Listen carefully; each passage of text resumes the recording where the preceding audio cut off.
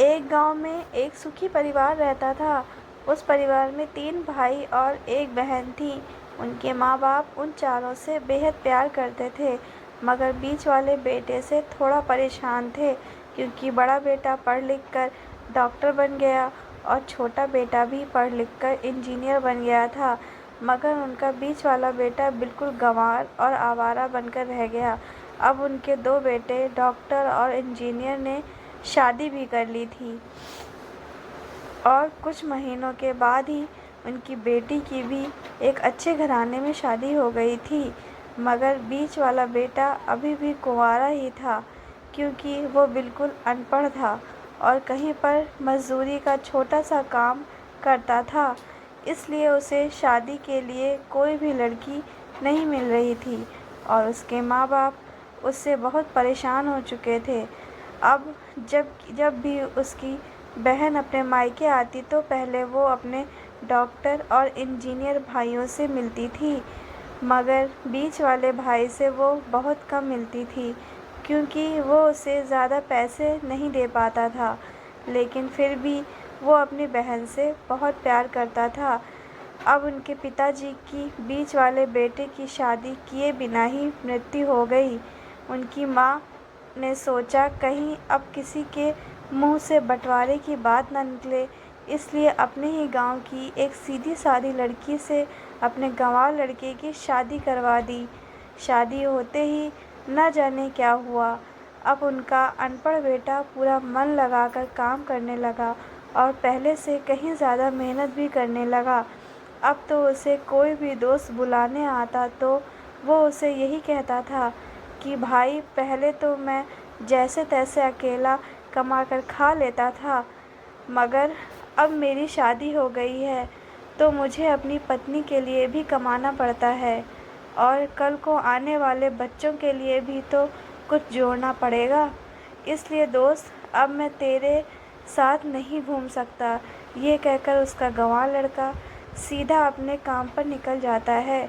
अब उसके दोनों भाई डॉक्टर और इंजीनियर आपस में ये बात करते हैं कि हम दोनों तो उस गंवार से कहीं ज़्यादा पैसे कमाते हैं, इसलिए हम सब घर और ज़मीन का बंटवारा कर लेते हैं और उस गंवार से अलग हो जाते हैं, क्योंकि अब वो हमारे बराबर कभी भी नहीं कमा सकता है। इसलिए उन दोनों भाइयों ने अपनी माँ के लाख मना करने के बावजूद भी बंटवारे की तारीख तय कर दी और उन्होंने अपनी बहन को भी बुलवा लिया और अपने गंवार भाई से भी यह कह दिया कि आज तुम अपने काम पर मत जाना, क्योंकि हम सब आज घर और ज़मीन का बंटवारा करेंगे। उसी वक्त उसकी बहन भी आ जाती है।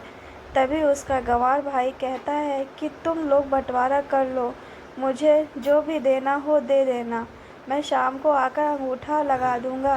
तभी उसकी बहन कहती है, अरे बेवकूफ़, तू तो अनपढ़ ही रहेगा, ज़मीन का हिस्सा तो आमने सामने बैठकर ही होता है। तभी उसके दोनों भाई भी बीच वाले गंवार भाई को उल्टा सीधा कहते हैं। तब उसकी माँ भी उसे कहती है कि बेटा, आज तू काम पर मत जा, बंटवारा तेरे सामने ही होगा तो ही अच्छा है। उसी वक्त वकील भी आ जाता है। तभी वकील कहता है कि आपका सारा हिस्सा मिलाकर 10 बीघा ज़मीन है और आपका घर है। अब ये बताओ कि किसको कितना हिस्सा देना है, मैं उसी हिसाब से बंटवारे के कागज़ बना दूंगा। उसी वक्त उनका गंवार भाई कहता है कि वकील साहब, 5-5 बीघा मेरे दोनों भाइयों के नाम लिख दो और ये जो हमारा मकान है ये मेरी प्यारी बहन के नाम कर दो। तभी उसके दोनों भाई और बहन पूछते हैं कि और तू हिस्से में क्या लेगा। तभी उनका गंवार भाई कहता है कि मेरे हिस्से में मेरी प्यारी माँ है ना। और तभी तो अपनी पत्नी की तरफ मुस्कुराते हुए कहता है कि क्यों मेरी प्यारी पत्नी, क्या मैंने गलत कहा। उसकी गंवार की पत्नी अपनी सास से लिपट कर कहती है कि माँ से बड़ी वसीयत क्या होगी मेरे लिए। और उसी वक्त उसका गंवार पति भी अपनी माँ से लिपट जाता है। गंवार बेटे बहू के इसी प्यार ने ज़मीन जायदाद के बंटवारे को एक सन्नाटे में बदल दिया।